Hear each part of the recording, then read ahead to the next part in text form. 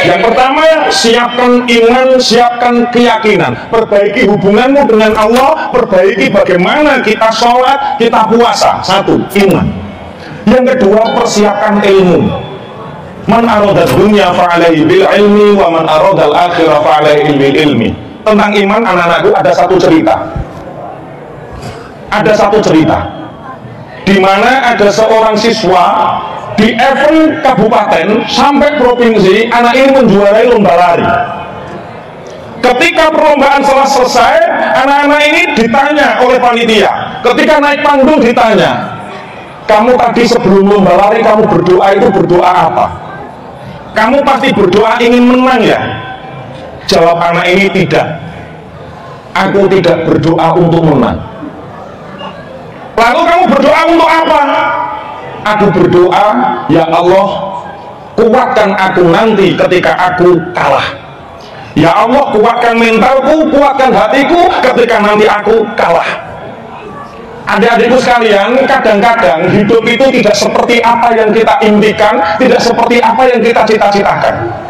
Maka saat itulah kehadiran iman, keyakinan sangat dibutuhkan bahwa kita boleh gagal, tapi kita tidak boleh kalah. Artinya kita punya keyakinan bahwa Allah akan selalu menolong kita dalam setiap kegagalan dan kesedihan kita. Allahumma shalli ala Muhammad. Satu, iman. Dua adalah ilmu. Anak-anakku sekalian, adik-adikku, kita hidup ini butuh yang namanya ilmu. Ilmu umum penting. Kata siapa ilmu umum tidak penting? Ilmu dunia penting, tapi kadang-kadang yang kita geluti tidak seperti yang dikehendaki Allah. Teman saya ini, dia itu sekolahnya farmasi, dia ahli obat. Tentang vaksin, tentang obat, saya tanya dia. Tapi ternyata suksesnya tidak dari farmasi, suksesnya dari YouTube dan dari fanspage. Dari YouTube dan dari fanspage gajinya besar.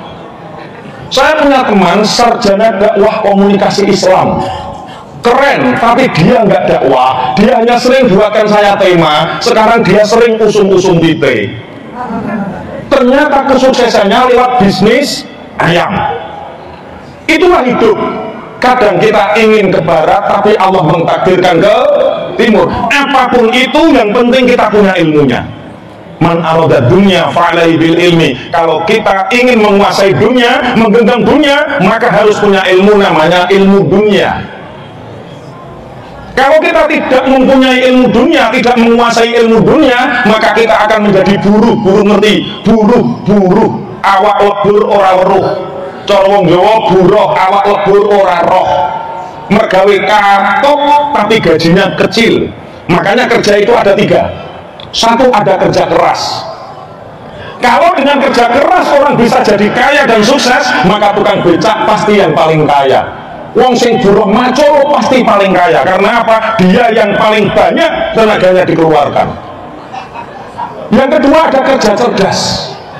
Apa kerja cerdas? Orang yang kerja dengan pikirannya. Tapi tidak semua orang cerdas bisa kaya, bisa sukses. Seperti bapak ibu guru ngapunten, ono sing kawit nyukuan sampai pegawai negeri cek tumpahan sepeda motor terus karena nggak mau korupsi. Mereka kerja cerdas tapi mulia. Lah ada orang yang ketiga namanya kerja ikhlas, kerja beruntung. Siapa mereka? Mereka tidak mikirkan pekerjaan, tapi pekerjaan disediakan oleh Allah. Nah, saya harapkan adik-adik nanti punya yang kedua dan ketiga, yaitu di samping kerja cerdas juga punya kerja ikhlas.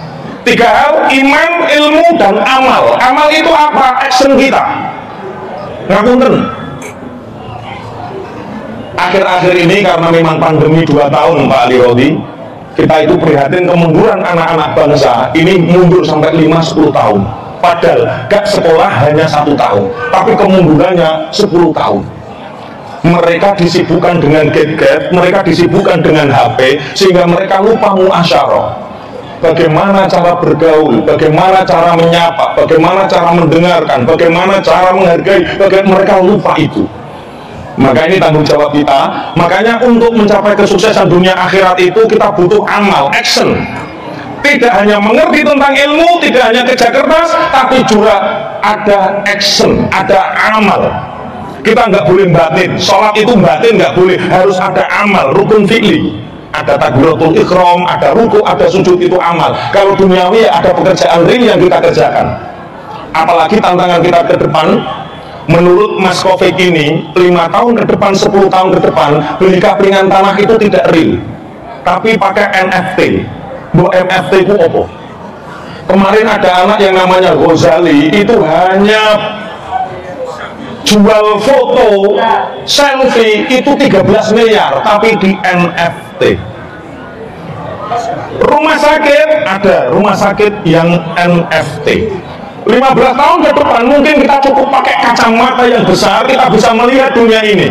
Kita ingin pergi ke Singapura, nggak usah naik pesawat, cukup kita pakai kacamata, pakai pelindung badan, dipepet, kita seperti sudah real ada di Singapura.